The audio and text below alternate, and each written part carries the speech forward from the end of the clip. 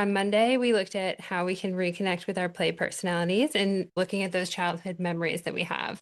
And then day two, we talked about choosing self-care that fits your values, your capacity, and that play style. And we know that can change in different seasons. We know that it can change from day to day. I think for so many of us, it changes depending on the season of life that we're in.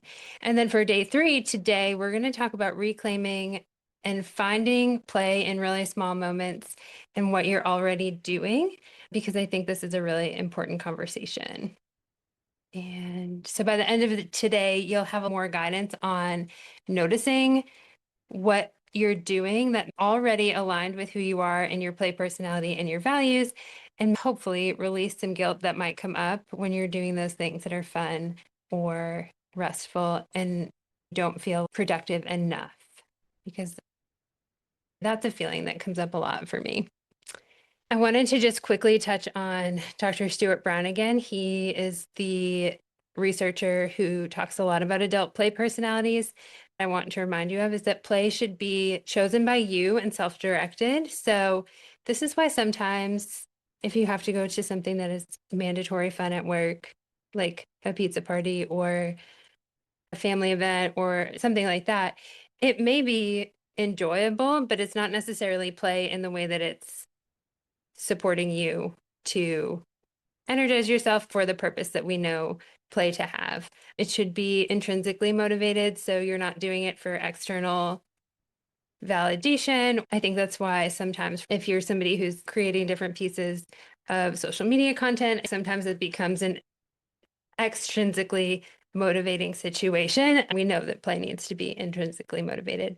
It can be creative and imaginative, and it should be structured by your own rules. And I'm going to talk about an example today where something could have just gone south for me, but instead I kept it to my own rules and it felt energizing. And then it really should be something that you are engaged in and that you're not judging yourself for.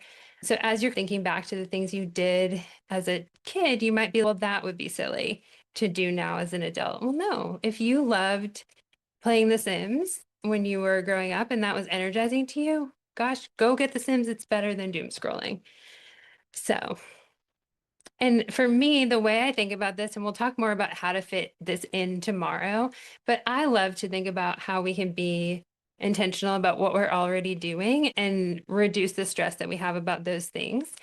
And so, really, there are two ways that you can add more play. The first is more intentional. So, consciously making space for something that lights you up. You would have to set a boundary. You would have to protect that time. You have to choose it on purpose. That's what we'll talk about tomorrow, how you can do that. And then the second is really reframing place. We looked yesterday at the things that you have to do and reframing them and how can you make them feel more aligned. Today, we'll talk about these tiny rituals, these things that you can do that you're already doing that may be playful now that you have the lens of your play personality to look through and release any guilt you might feel about those things.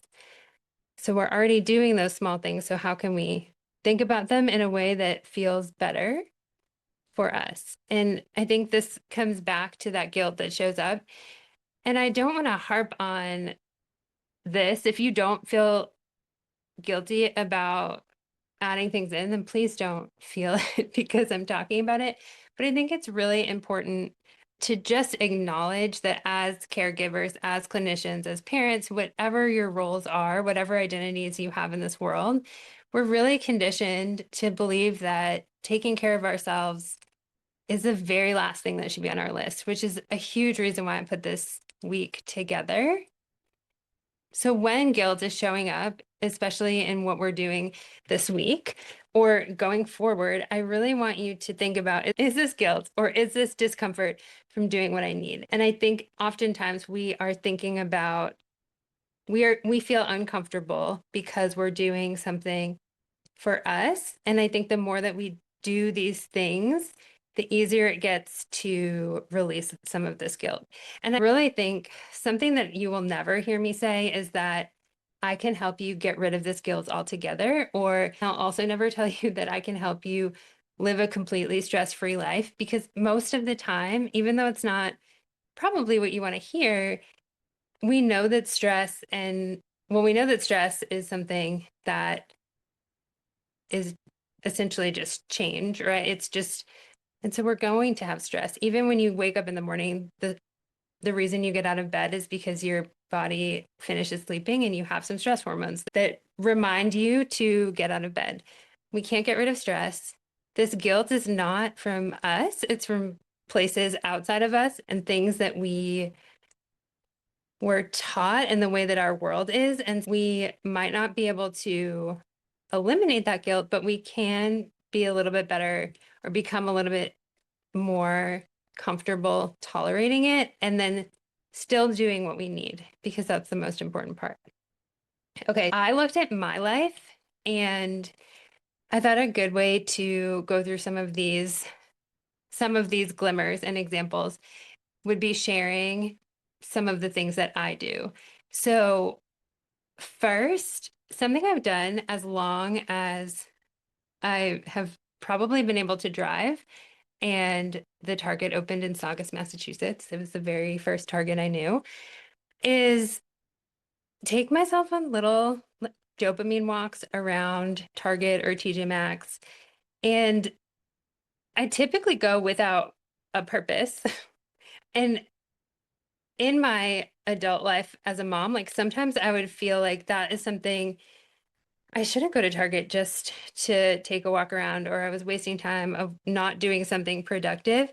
But if I were to zoom out and look at this as this fits my collector play personality, I can observe that and I can say, okay, this is something that I'm doing. And instead of feeling guilty about it, I can give it a little bit more purpose, right? I can go to Target with the idea of maybe getting all the ingredients for my grandmother's zucchini bread recipe. It probably wouldn't be going to Target to get all the ingredients for dinner, because then that becomes not fun. But if I can add another layer of that, I can. If not, if I want to just go walk through the stationery aisle and find a pen that makes me feel better when I'm writing on sticky notes this week, then that is okay too. But I'm exerting so much less stress and so much less overwhelm when I reframe it through the lens of this is energizing, this is helpful. And so instead of telling myself I shouldn't be doing it, if I say, I'm going to take a 30-minute trip to Target and for no reason, it feels so much better. And I know why it is energizing me, because there's something about just walking through when I don't have anything that I need that is helpful. And I think the other part is another way that you could do this. There's a certain amount of stress that I have when I need to go out and get an outfit for an occasion. So a lot of times these dopamine trips to Target, or we have this really great thrift store near us. A lot of times those trips might be to look for something for my next date night with my husband that isn't scheduled yet. I find something that I'm going to feel excited about wearing later, but not under the pressure of I need something to wear tonight. That's another way to look at that. Another daily thing that I do that I find to be super playful and fun for me is a few years ago, my husband got me a color analysis for Valentine's Day. My color analysis and collecting all of the information all about my color analysis was my personality for a minute. But also now I can wake up every morning and I think to myself, does this match my color palette? And even though it sounds so small, it's a daily form of play and I feel good in the clothes that I'm wearing. I also realized that all of the things that I didn't love to wear were not my color palette. And there was something about that artist creator side that this fits into. And I just want you to see this through the lens of there are so many ways that you can make your day-to-day life feel more playful, or and it doesn't look like probably what you think of as play. So here's my next example. And this one, I unintentionally realized this about myself as I was putting together all of the information for this week. So the Alignment Revolution is the membership that I have, and I built a custom GPT for that membership to help people find their core values. I thought it needs a little alien robot thing. And so I built this little robot. And I told you yesterday, I love playing on Canva, moving things around for no purpose. Obviously, this has to do with pieces of my work, but you don't need a cute little blue-eyed robot to build a custom GPT. That's the part that is the building over there. And then this is just fun. So I built Corey, right? And then when I was thinking about this presentation or this week, I knew I was going to build you all the play personality GPT.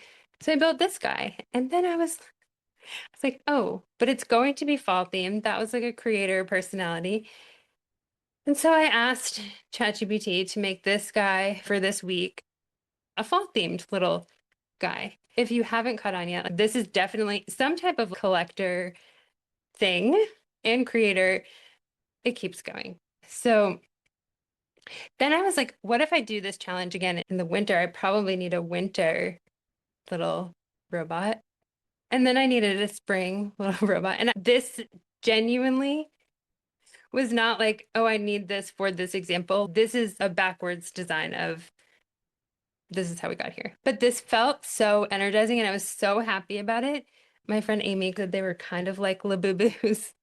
I keep calling them my little Labubu bots. So then I made this summer couple that is adorable. Then I made one for our podcast. Then I made one because on my vision board is a picture of me on a plane going to France. And so I made our Chill SLP podcast little Labubu bots on the plane. All that to say, when I looked closer, I realized, oh, this is very much a representation for me of my play personality, being creative. It feels energizing, but it really, I could have thought, well, you're actually wasting your time and you should be building the custom GPT and you should be doing this and maybe you could be making the slides for your presentation. But honestly, this reframe of realizing that I wasn't wasting my time and I was just filling my tank with these adorable little creatures made me feel better. So there might be something that you are doing that you are telling yourself, oh, this is actually not productive. But maybe now with the language of your play personality, you can think of what you're doing as actually self-care or something you're doing for you. Here's my last example. And this is actually the one that sparked everything for this week. So I would say homecoming was 2 weeks ago or last week for my daughter. 1 week before homecoming, she came home and she said, Mom, I volunteered you to make the banner for homecoming, which I had made them a banner with paint pens and all of those things for their Valentine's Day brunch party. But they take a really long time. And so I love it, but I just did it by hand when I did it. Also, similar to the coloring situation where I don't want to color outside the lines, I get really overwhelmed by doing something and then I don't want to color outside the lines. I'm working on that. I'll talk to my therapist about it. It's fine. What I thought was, okay, I'm going to go to Canva. I'm going to do a banner and then I'm going to use a projector, which already sounds so stressful to me saying it out loud again. So I started designing this banner in Canva because I was going to do the whole process. I was going to do it. You can get the projector and you can put it on the wall. Anyways, I did the banner part and I thought that part felt really good. The rest of this feels really hard, even though I could do it. And also, in the meantime, at some point during a doom scroll, procrastinating, planning how I could do this so that I could get it done within a week, the algorithm brought me this woman who was making banners, who was then printing them from the TikTok shop, which I didn't do it in the TikTok shop. But I realized that you can send these banners to Walgreens and just print them. So here's a few lessons that came from this. One, you can pick the parts of the things that you want to do that feel easy. I do not feel badly that my daughter and her friends, this is my daughter, by the way, on the end. I don't feel badly that they got this adorable banner. I also don't feel really badly that it wasn't hand painted. It's still really cute. I also want to share that I had to really stop myself from being like, oh, this would be really great. I could start selling these. If you are a person who has that feeling of like, oh, maybe I could do this for a business. I know probably half the people here are SLP is working in schools and the other half might be doing other things. I just want you to be really careful of not monetizing every habit, because then you take away the play and the fun.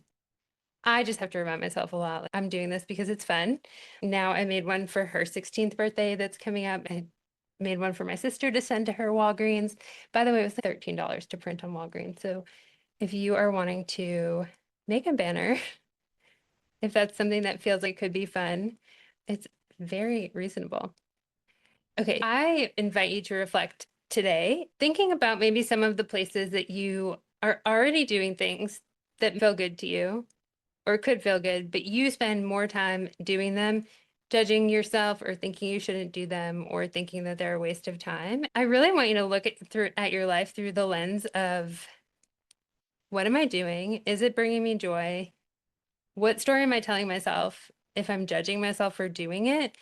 How does that keep you in a stress cycle? And how can you maybe reframe it? And most importantly, these questions are for things that make you feel energized. I want you to think about, again, similar to the reframe from yesterday, and I use the example of doom scrolling because it came up a few times, but maybe it's doom scrolling.